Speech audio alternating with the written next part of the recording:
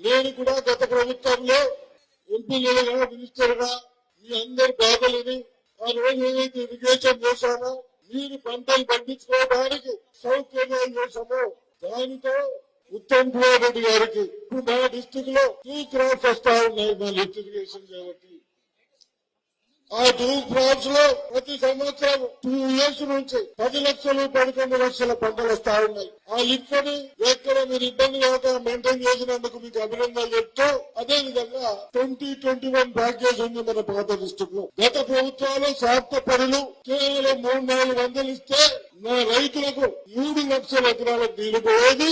వాళ్ళ స్వార్థాల కొరకు పైపుల పేరు మీద 3,000 కోట్లు పెట్టి దాంట్లో 2,000 కోట్లు కాజేసి 1 ఎకరం కూడా నీళ్లు లేని ఘనత బీఆర్ఎస్ ప్రభుత్వం. నేను చెప్తా ఉన్నాను ఇరిగేషన్ మినిస్టర్ గారికి, మీరు మాకు మా డిస్టిక్ ని గత ప్రభుత్వంలో 10 years 10 సంవత్సరాలు ఎక్కడ కూడా ఒక చెరువు రిపేర్ చేయలేదు. దయచేసి పోయిన వాళ్ళు పోయారు కానీ మన పైన ముఖ్యమంత్రి పైన గాని ఇరిగేషన్ మినిస్టర్ పైన గాని ఆశలు పెట్టుకుని ఉన్నాం. తప్పనిసరిగా చిన్న చిన్న సమస్యలు పరిష్కరిస్తే తప్పనిసరిగా రైతులు